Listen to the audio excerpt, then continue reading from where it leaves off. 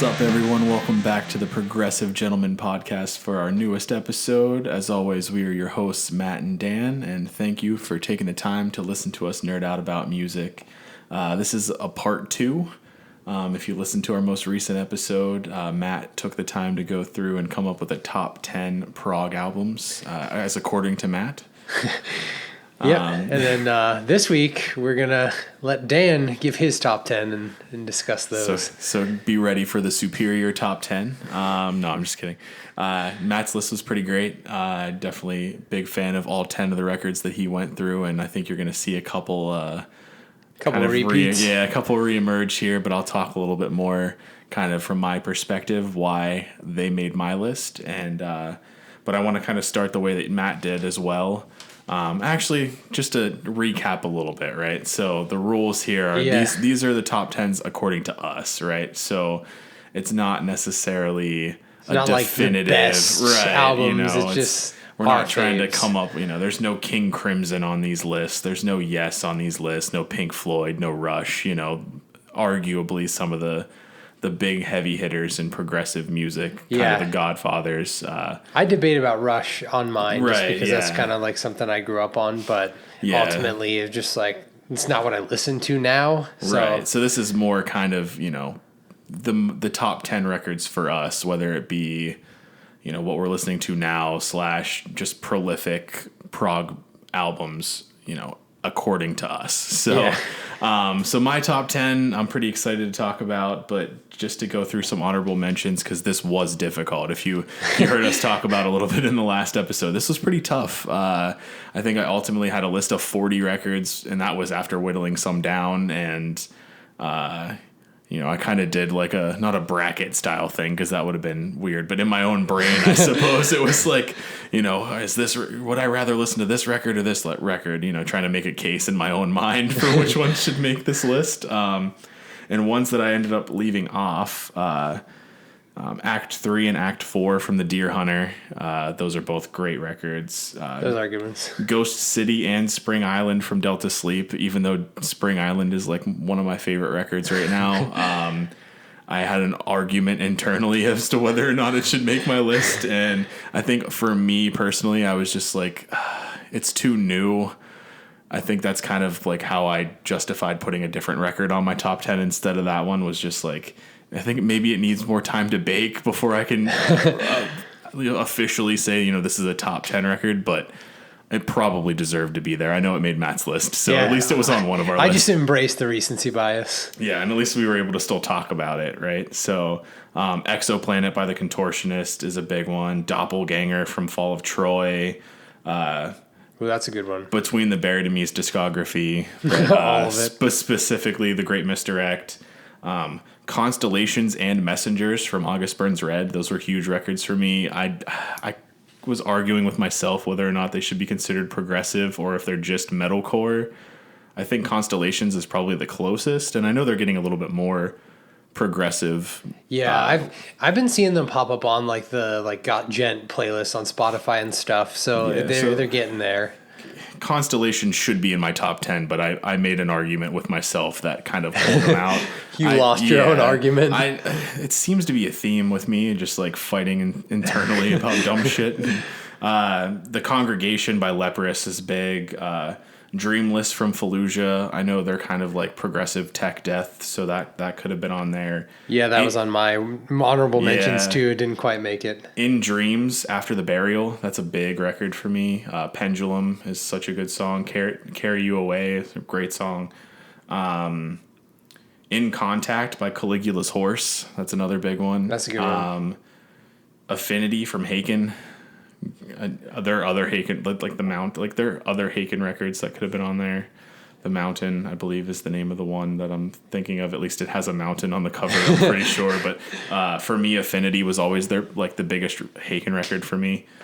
And then Where Owls Know My Name by Rivers of Nile. That's just such a crazy, awesome, like tech death meets prog meets, they do all kinds of crazy shit on that record. So yeah, I've only recently started listening to them actually, and I don't know why I've taken so long to listen to them. Yeah, I think I didn't realize that they were like like tech death kind of like progressive they're stuff. They just do a lot of cool shit. Like I like the incorporation of like sax and like all that stuff, and then the style changes in their songs. Very, very much between the Bury to Me-esque, but like heavier, like more of like the death metal flavor. Yeah, their new album, I honestly like. It's really good. Yeah, I've kind of have been listening to it on repeat lately, and I'm like, I should have like put that higher on my list probably. But yeah, Rivers of Nihil is big. Obviously, anything by Meshuggah could have been on this list as an honorable mention. But yeah, those were kind of really the records that I. The amanuensis, or however that's pronounced, by Monuments was up there. But yeah, I narrowed it down to 10, and we'll see how this goes.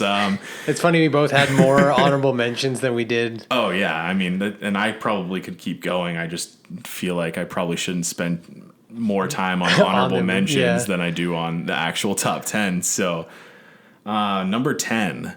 So this record for me isn't necessarily like a major record to me personally, which I know doesn't necessarily fully fit what we were trying to do with this top 10. But I feel like without this record, a lot of the records in my honorable mentions and in my top 10 wouldn't exist. And because of that, I had to put it in here. So Blackwater Park by Opeth. So it kind of was before its time in a way. It gives me Colors vibes.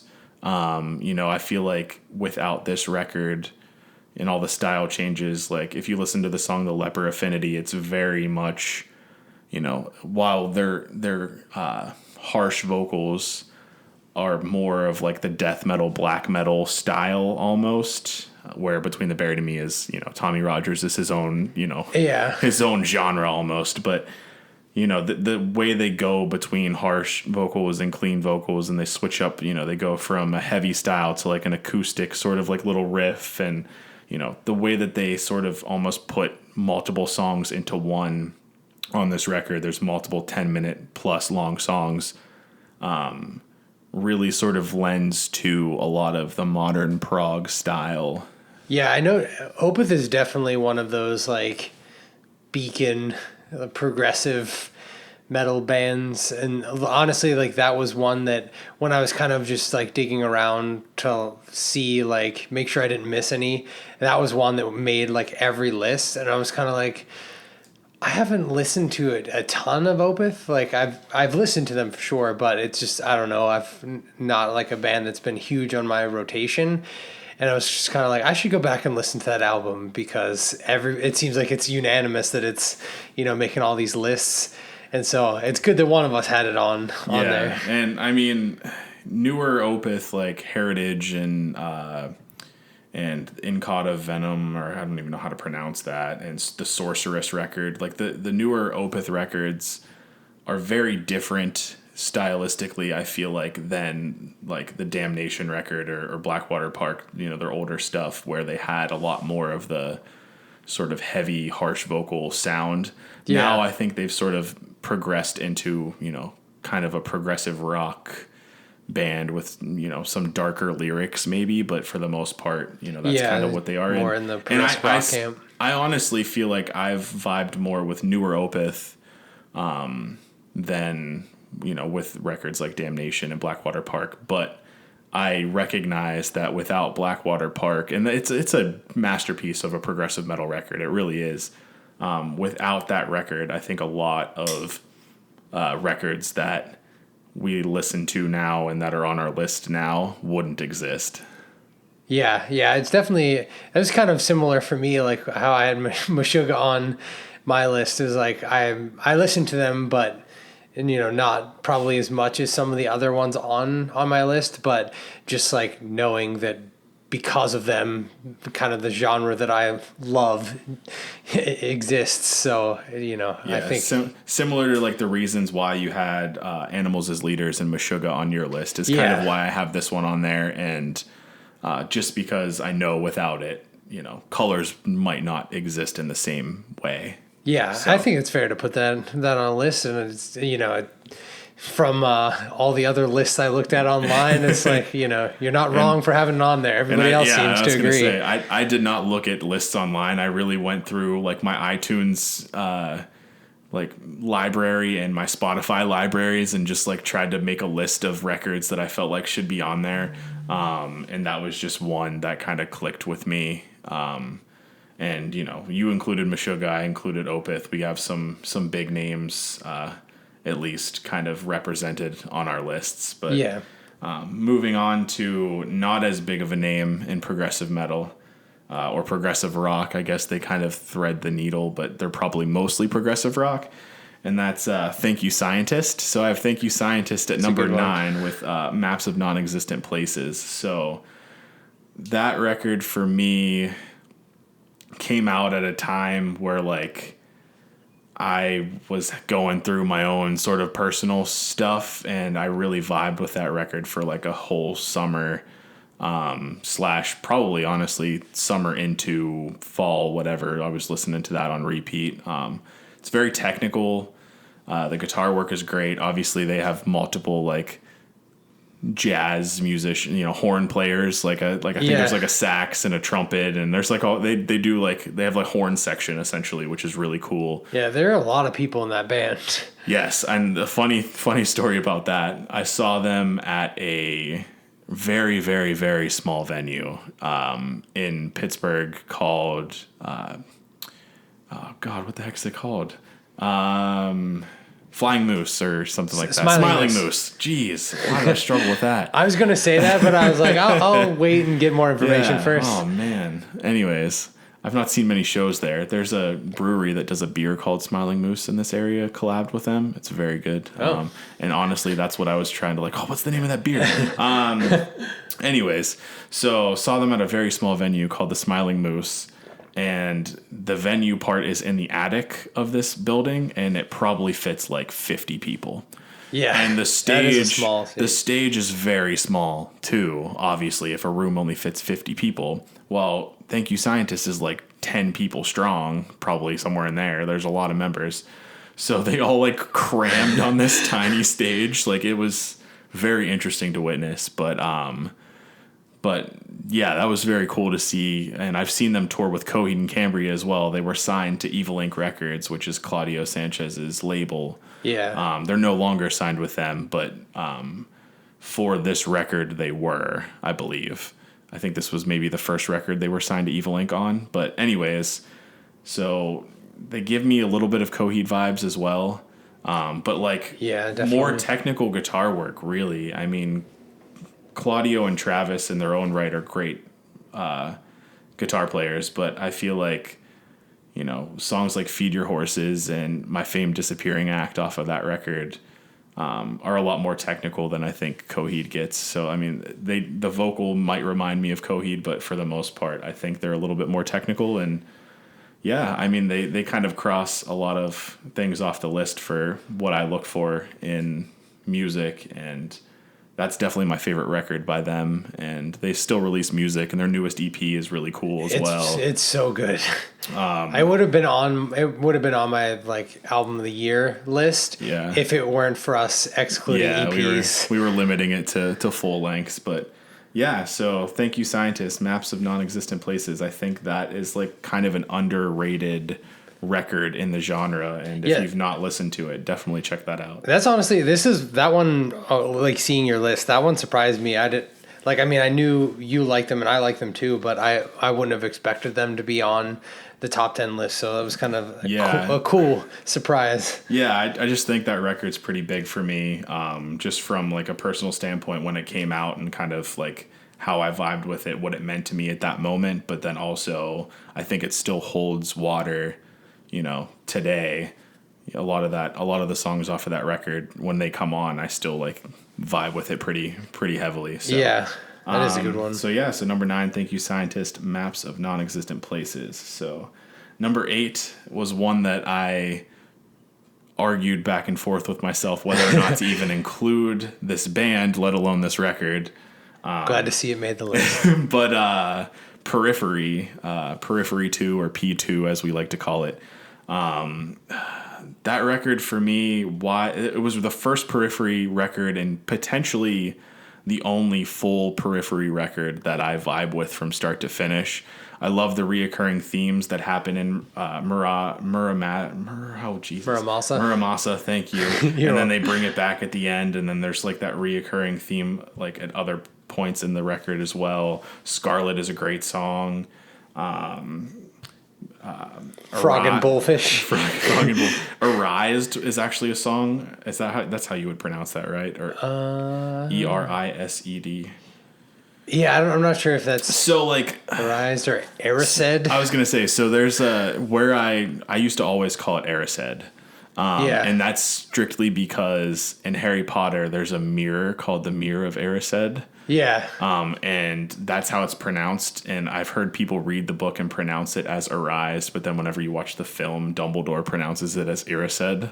Yeah. So like I've always associated that song with that moment in Sorcerer's Stone, which makes no sense. But anyways, so we're gonna call it Erised. So I mean, they are nerdy guys. Like they true. all a bunch of like video game. Yeah. You know, like so it's very possible that that's why they named the song that. Yeah, and I think like for me, it took a while to get into Spencer's vocals. I mean, same with Coheed. It took a little while for me to get into Claudio's vocals.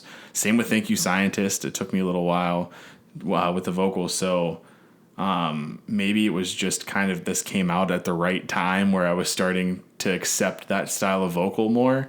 But really, the Muramasa, the like theme that they sort of set for the record in that intro, is what grabbed me to the record, and yeah, pretty much the whole way through, I enjoyed the entire record. So this is Periphery's best record in my opinion, and I think maybe that's like a pretty common thing. Yeah, I was because like I said about looking through some lists to make sure, like after I had made mine, just like making sure there weren't any like glaring holes of bands that I clearly forgot. And I did see on a couple lists that P2 popped up, so it's not a super surprising one. It seems like generally it's people's favorite of Periphery, and it's definitely like anyone who listened to the last episode, you know, I talked about I was debating between P2 and Hail Stan as I know it was mine. it was a late scratch, a late change. Yeah, it was like right before the episode. I'm just like, you know what? I'm changing it to Hail Stan. Yeah. So I don't know. I definitely agree with you though. Like this album is really good, and there's so many with Muramasa and Masamune, I think is how you pronounce the last song in that. Yeah. And then like Make Total Destroy, Ragnarok. Yeah, like there's a lot of many good ones. Really, really big Periphery songs on there that you would love to hear live. Pretty much any set that you go and see Periphery. So it's also like a long album, like number of tracks wise. Yeah, there's it is. 14. It's pretty beefy, but it's pretty consistent. I like the way it flows, and like I said, reoccurring themes and like in Prog records is always pretty cool, and you know they do that in this record. So yeah. Yeah, and that's number 8, and I'm sticking to it. But number 7 is one that I'm really excited to talk about. This is a record that is probably going to also end up on like a Hidden Gems episode at some point. I don't know how hidden it is, but I guess we'll find out maybe. So for me, number 7 is Native Construct's Quiet World. That's a good album. It is so good. I'm surprised. Like I wouldn't have thought that it would have made your list, but it makes sense now. Like seeing it, it makes sense now. It made my list. This to me might be the biggest like hidden gem, so to speak, in prog metal. I wish these guys would have stayed together long enough to make a second record. Or just continue to make music. I know the guitarist Pohawk has like other projects, and he's the only one I actually know that has other projects. I know the vocalist, I don't remember his name, has done some features in other records, but yeah, for the most part, these guys don't make music anymore. But I think the band started as like a college project. They were all I think like some type of, music composition majors or something like that at some big school that does that kind of stuff. Yeah, it was, because they're all ridiculous musicians. Yeah, I actually have the Spotify page open, and they were from Berkeley College. Berkeley. All right, that makes sense. But this record plays almost like if Phantom of the Opera was progressive metal. Like, to me, that's what I've always like. I've had people that don't listen to metal, hear me listening to this and be like, who is this? What is this? And that's the way I've always described it. It's basically like if Phantom of the Opera was metal. And I mean, I think if you listen to this record front to back, you kind of would see where I'm coming from. It almost plays as like a score or a soundtrack for a musical or something like that. It definitely takes you on a journey. There's a lot of style changes. But for the most part, it's just brilliant. Bands to compare them to, really, it's tough, right? I mean, like, they do some things that Between the Buried and Me do, which for some reason that seems to always be a band I zero in on, but Haken even, like, a little bit.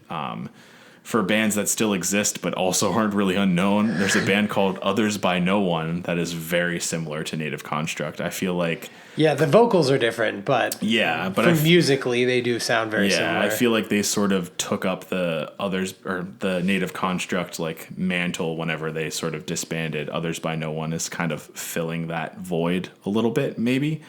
But yeah, very unique, but brilliant piece of music, something that you definitely enjoy from front to back, to sort of fully consume it, grasp kind of what they're doing.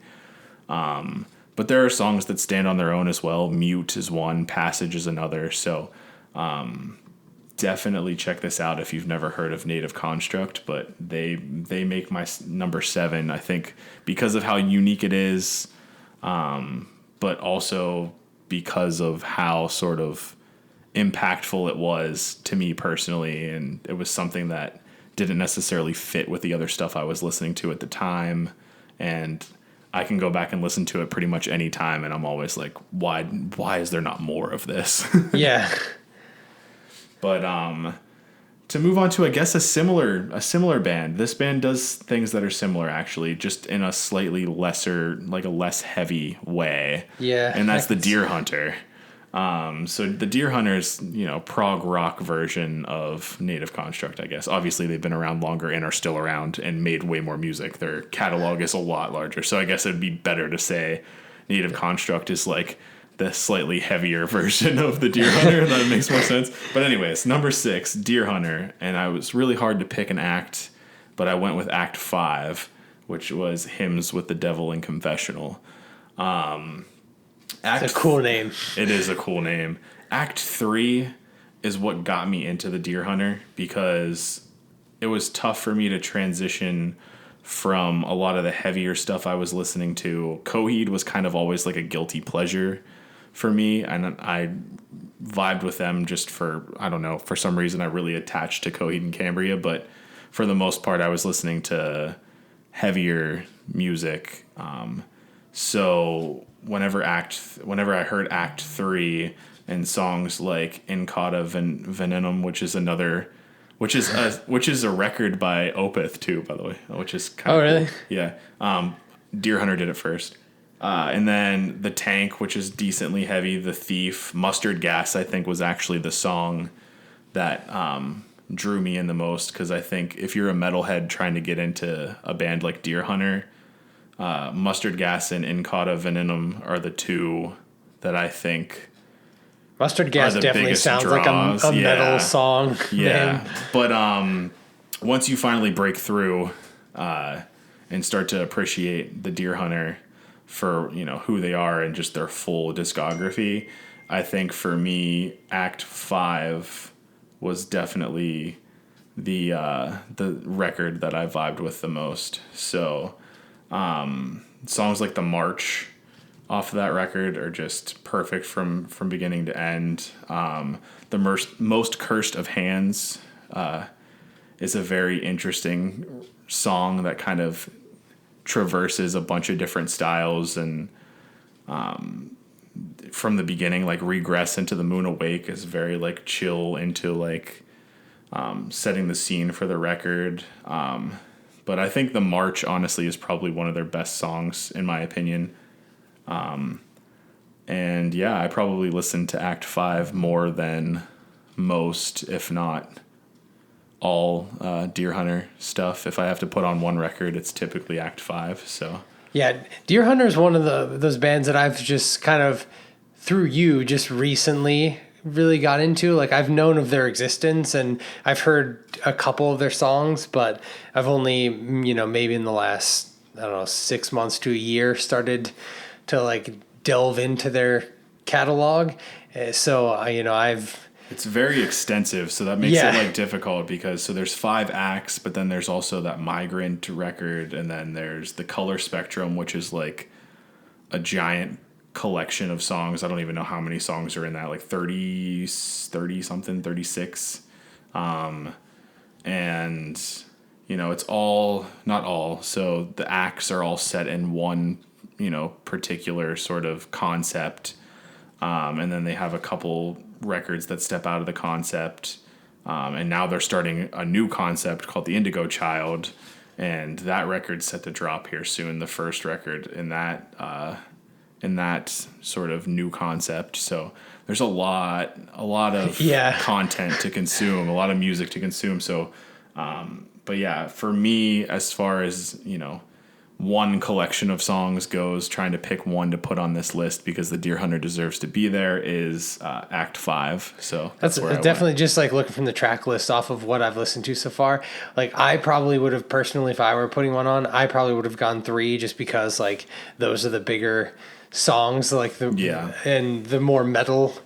Yeah, it is. That is the heaviest of the acts, in my opinion, is Act 3, but Act 5 does have some good tracks on it, so I definitely see why you put this one on. And there's like callbacks to like previous acts in Act 5 that I think are cool. That's always cool when they do like Easter egg type deals. So it's definitely pretty cool, and I think that's why I went with that. So it was tough. It was between 3 and 5, but five took the spot. I'm gonna stick with it. So moving on to number 5 on my list. This is probably one of the biggest records on my list as far as like sort of bridging me from, generic metal, metalcore, whatever, into progressive metal. I give Between the Buried and Me a lot of credit for that, but the Human Abstract's Nocturne record is probably deserves just as much credit. Because it's a really good album. Yeah, like I think Vila Together We Wait the Storm was like maybe the first song I heard off of that record, and I loved the way that that song started. But I wasn't necessarily like, this is a song that I need to always listen to, whatever. But then I heard like Crossing the Rubicon and Polaris and Harbinger, and just those are some of the most classic progressive metal tracks, that I can, if someone comes to me and says, what are some classic prog metal tracks for me personally, again, we're not that old to say like, obviously Blackwater Park and Opeth stuff and Meshuggah stuff, clearly, you could go there. But for me, this was kind of like my gateway into prog metal. So I would always say like Crossing the Rubicon or Polaris would have to be on that list. Yeah. Alaska from Between the Buried and Me, but Mea Culpa is a good song on this too. But I feel like they were really ahead of their time as well with this record because, I think, this was pre-Colors. So I like how we do everything in terms of Between the Buried, pre-Colors, PC. But PC. But I don't know, man. I think for me this was probably the band that would be considered progressive metal that I was listening to the most at that time. It came out in 2006. I was a freshman? Does that make sense? Am I that old?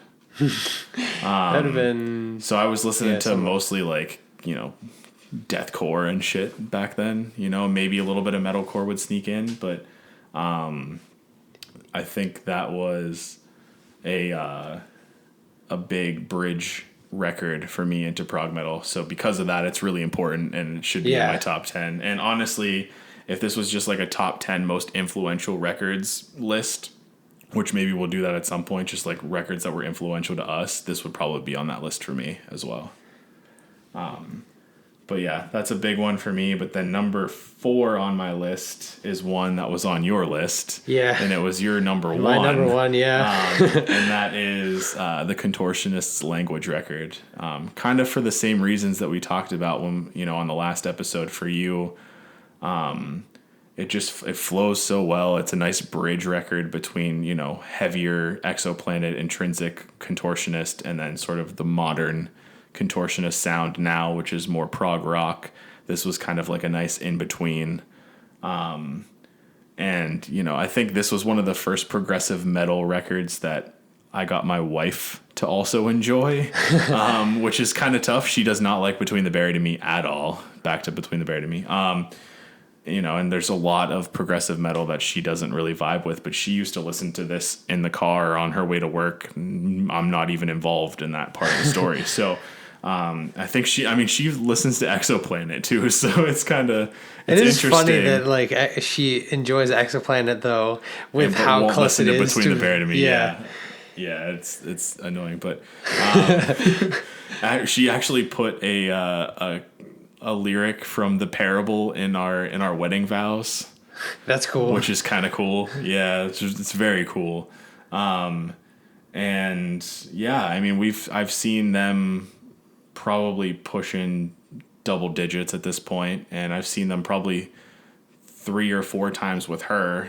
We've met them together at least 3 times that I can think of, doing like the VIP stuff or whatever it may be. But yeah, I think because I vibe with it personally, but also it's kind of something that I share with her. And then, having that personal sort of, she put lyrics from the parable in there. And then we talked about the rediscovered versions. And I really think that kind of bumped how special this record is, because I think those are fantastic.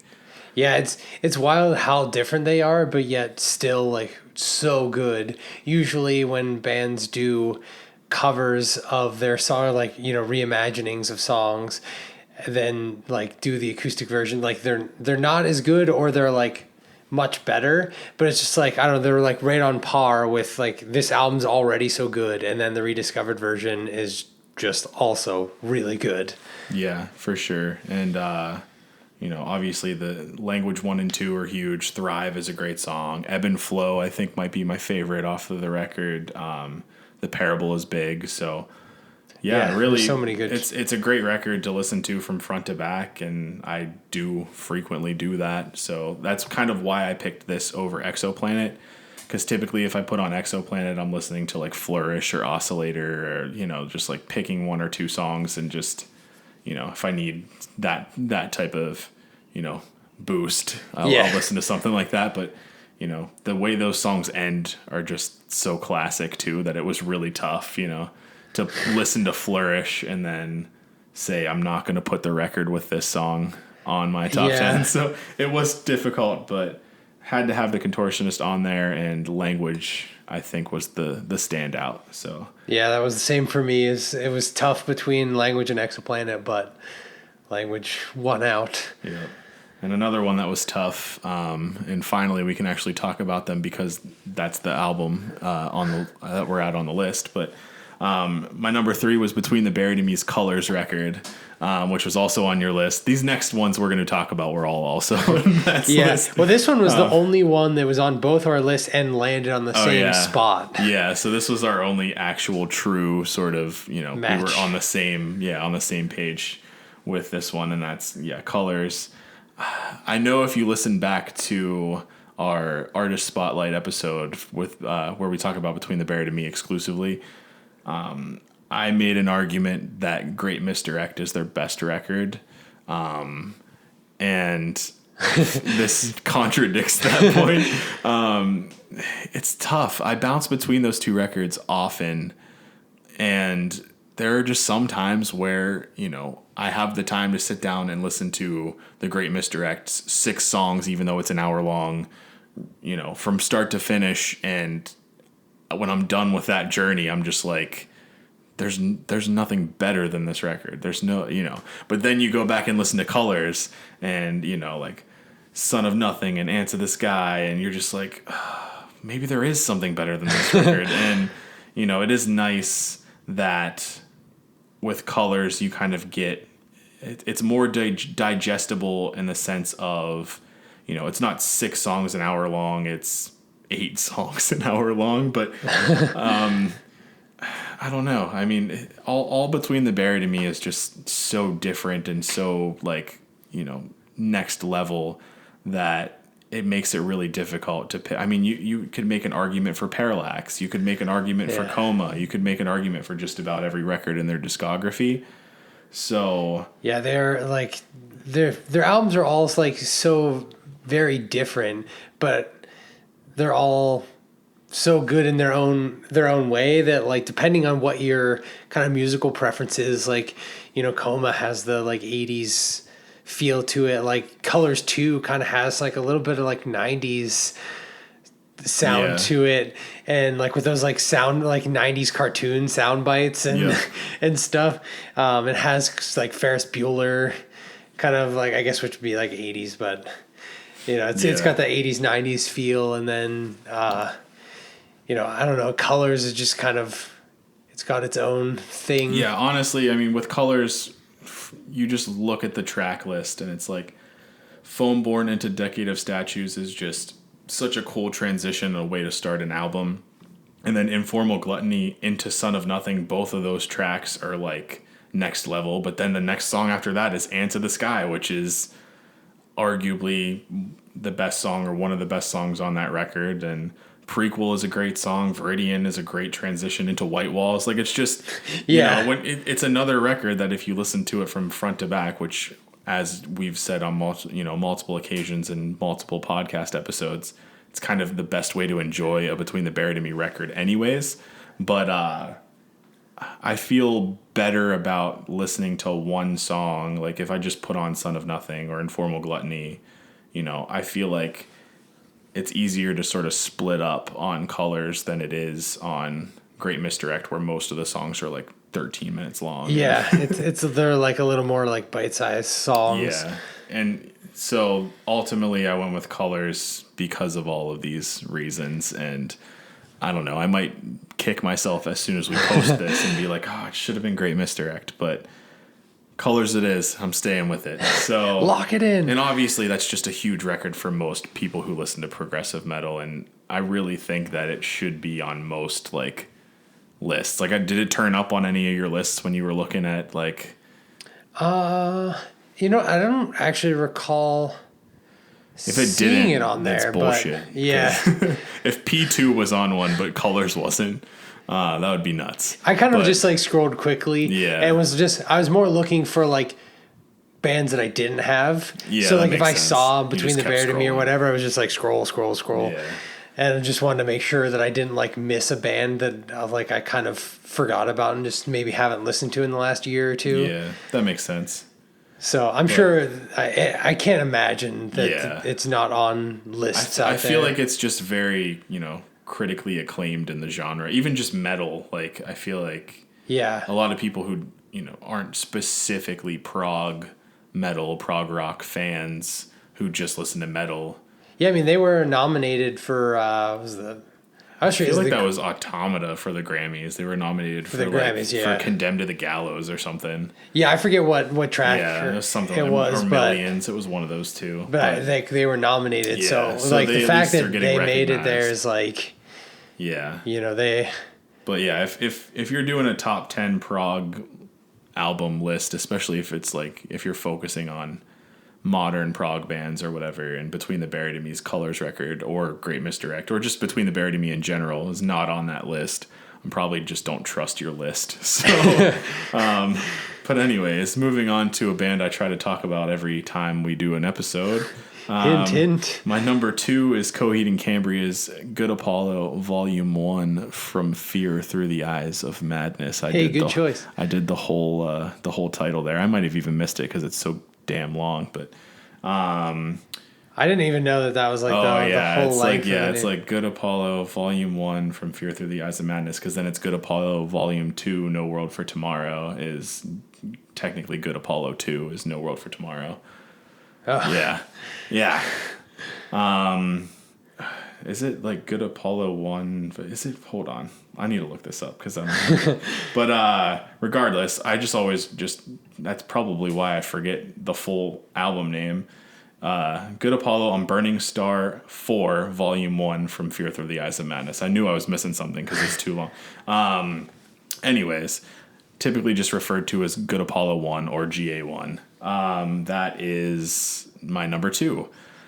This is the record that got me kind of hook, line, and sinker into Coheed and Cambria. I had friends that listened to them prior to this record's release, and I had heard of them and listened to their music prior to this release, and I actually did not like them very much. I think like some of the first songs that I heard were like Devil in Jersey City and Favor House Atlantic and stuff like that, and I was like, this is just too poppy for me. Like, I don't know. I can't get into it.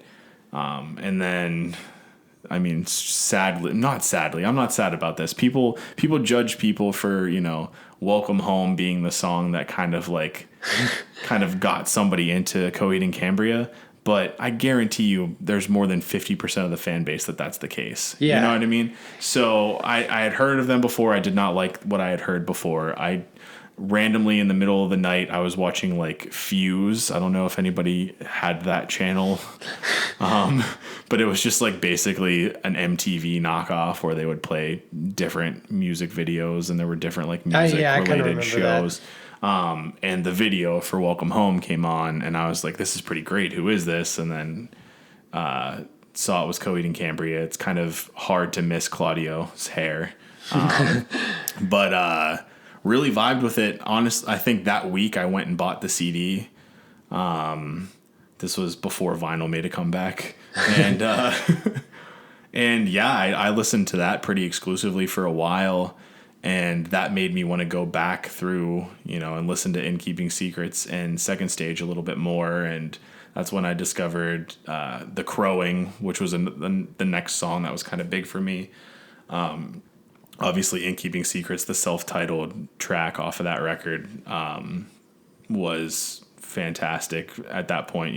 These were songs that I didn't really go and peruse because of what people showed me. People just showed me the wrong songs. That's really, I blame the friends who were Coheed fans and showing a person, you had bad friends. a person who listened exclusively to metal at that time, and you're showing me Favor House Atlantic. Like, come on.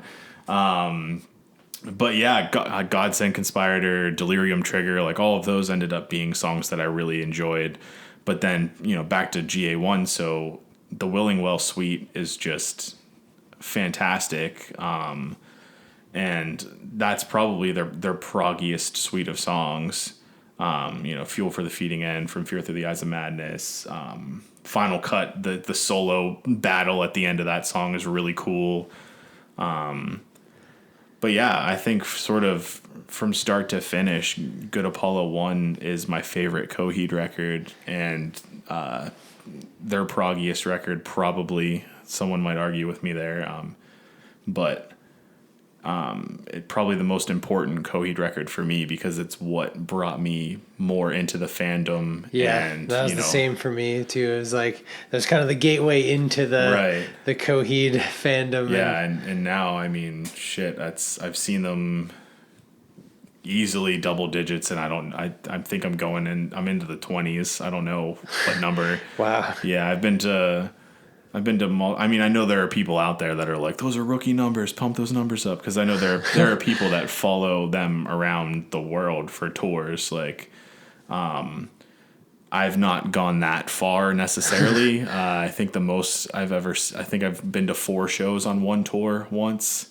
That was kind of the furthest I went. Like, I went to Baltimore, Pittsburgh, Cleveland, and either New York or a different part of Ohio, like at some point. But yeah, I've seen them in, I think, like 5 or 6 states, somewhere in there. I've seen them in New York. I've seen them in New York, New Jersey, Pennsylvania, Ohio, Maryland, and North Carolina.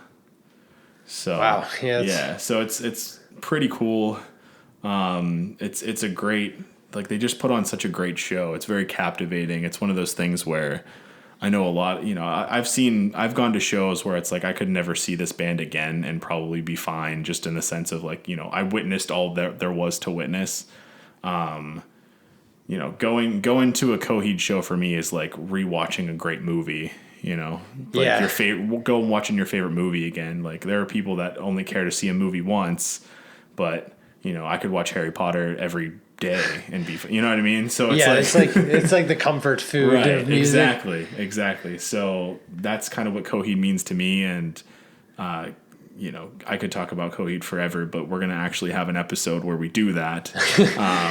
Forever, just until my hard drive runs out of space to store the episode. But we're gonna have an episode where, like, an artist spotlight episode. So I'll save more for that. But yeah, you knew they were gonna be on my list, and they fall in at number 2, which might be the surprising part. Yeah, I would have guessed number 1, but I'm not surprised that it made your top 3 for sure. Yeah, and number 1, I've talked about this on other podcast episodes. Tesseract's Altered State. I know they made your list a little lower. Yeah, I think they were like 8 on my list. Maybe 6. Something like that. Yeah, somewhere in that ballpark. But regardless, for me, this is the quintessential, like, Prog my list better than me. It was 6. Was it 6? Yeah. I think it was just because I was disgusted that it wasn't higher. This is like the record, like, people do, like, oh, Desert Island, you can only bring, like, one album, one book, and one whatever. Like, this would probably be my album. Yeah.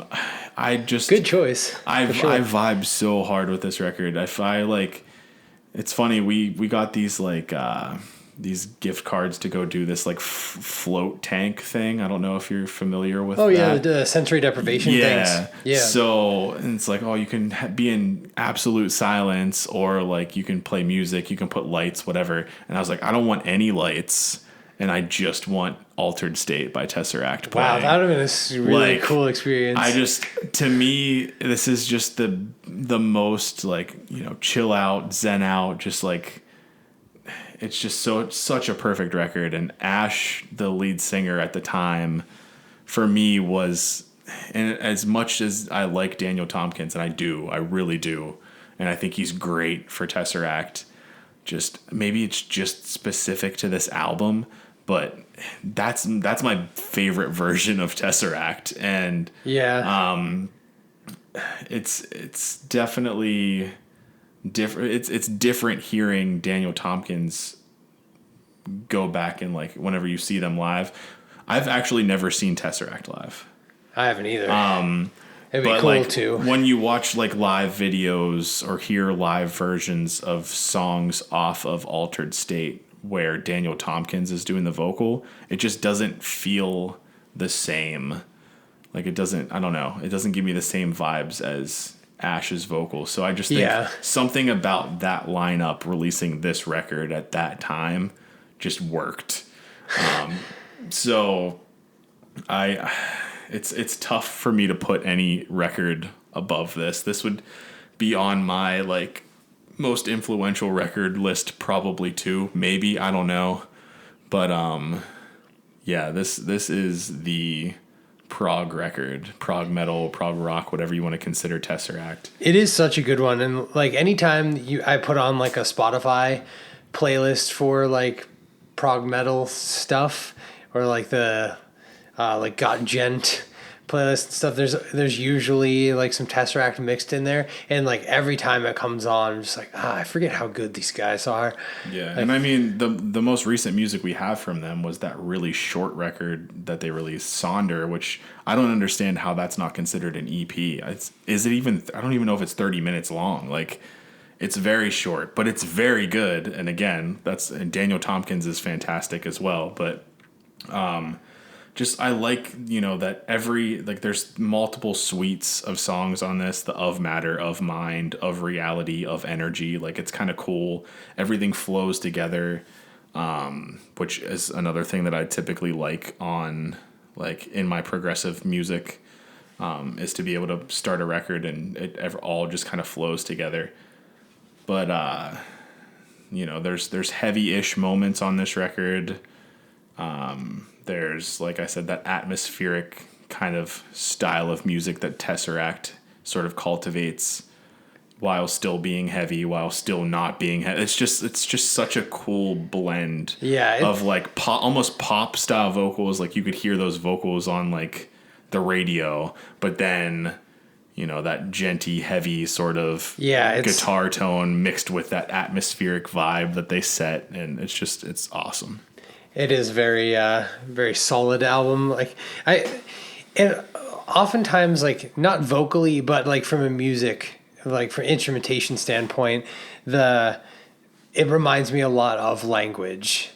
Yeah. Like, just like from the, like you said, the atmospheric parts, and then it gets like really heavy. That ambient style, like ambient metal. Yeah. Yeah. And I think that's also why it's, it made my top 10 too, is because for me, the Contortionist Language, I gravitate to more than this album, but I see a lot of similarities there, and like I can see why this would make a top spot on somebody's list for sure.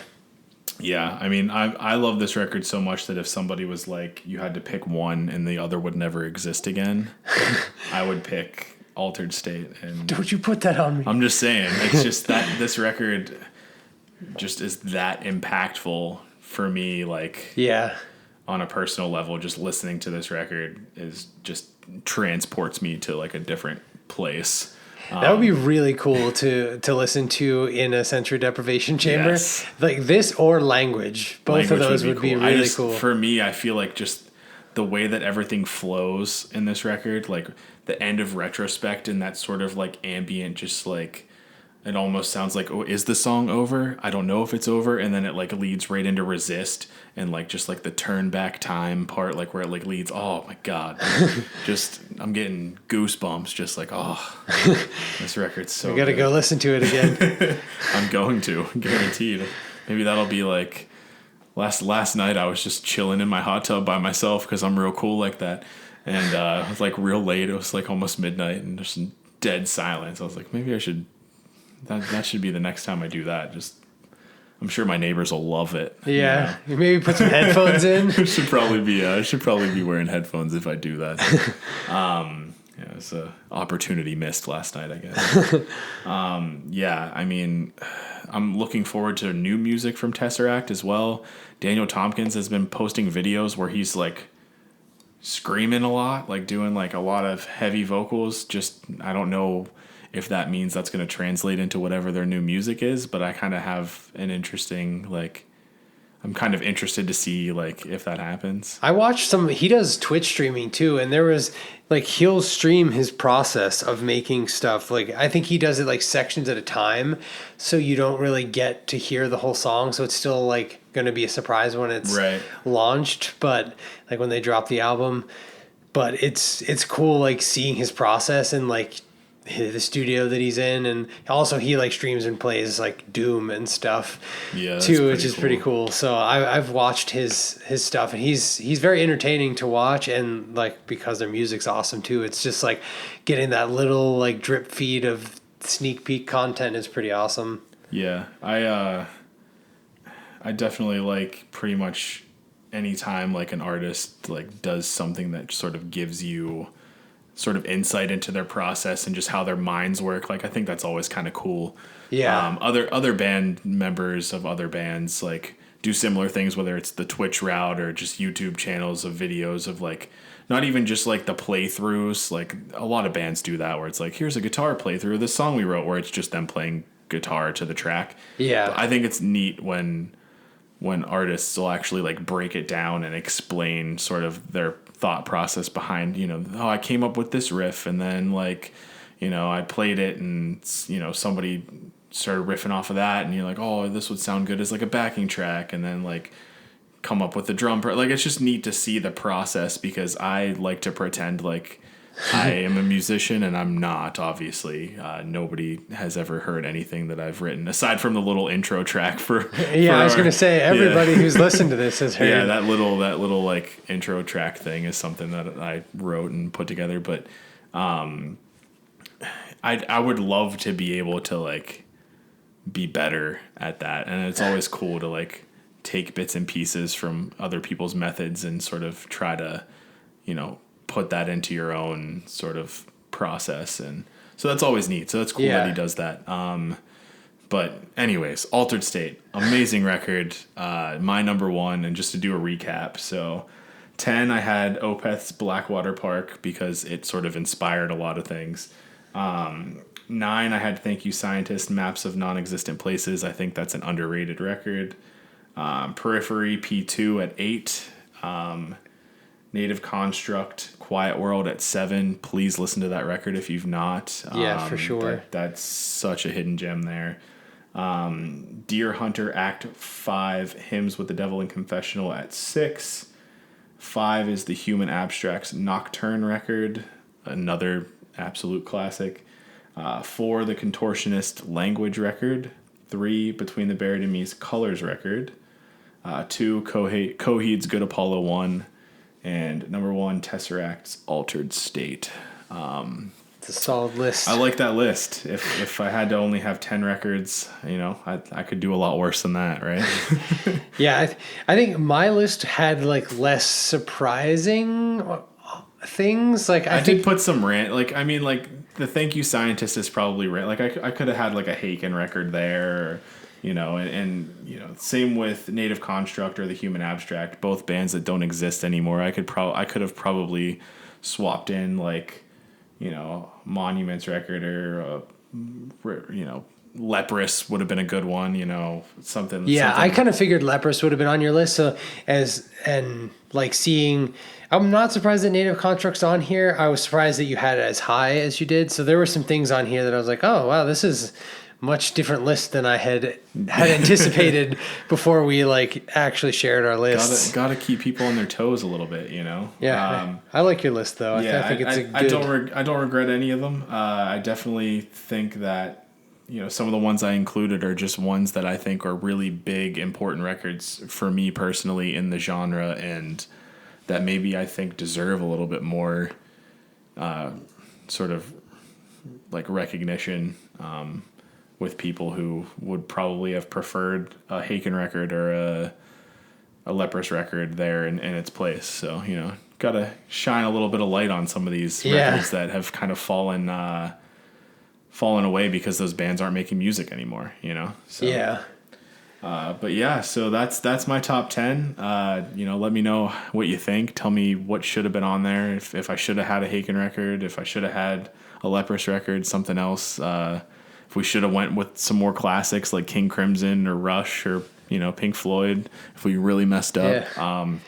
But yeah, and let us know if there's any of these bands that you haven't heard of and that you listen to and enjoy. Like if you haven't heard of Native Construct, let us know what you think when you check them out. And yeah, absolutely. And stuff too. It won't be the last time we talk about them. I think I want to talk about them or Pohawk or something like in a Hidden Gems just to shine a little bit more light because he is a fantastic guitarist.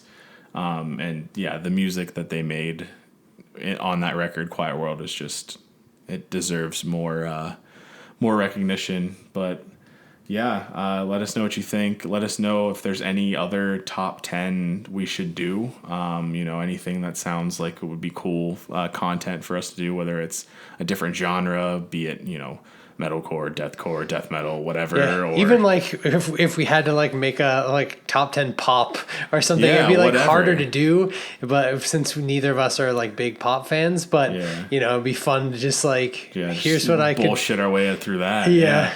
Or even you could put a date on it. Best records released in the last decade or something like that, or best 90s albums, something like that. Most influential records on us personally, like this is a top 10 prog, but we could have included. I would have included a record like Hybrid Theory by Linkin Park or something like that on a influential records list of some kind. You know what I mean? Or that's a good one. Something something that was really Darkest Hours Deliver Us record would have been something so. There's other lists that we could do. I think we're going to try to make this a reoccurring type of segment where, we just put together fun lists and talk about them. It's fun just kind of talking about and comparing lists of our favorites. Yeah. And now it's making me want to listen to all of these. Right. So, Yeah. That's the other thing too. You know, these are records that people may not have listened to in a while or never heard of. So it's like we're either re-sparking something or maybe giving you something new to listen to. But yeah. regardless, let us know what you think. And, you know, as always, like, follow, subscribe, rate, all those fun things that help to get us a little bit of exposure. And thanks as always for listening to us, and we'll catch you next time. Thanks.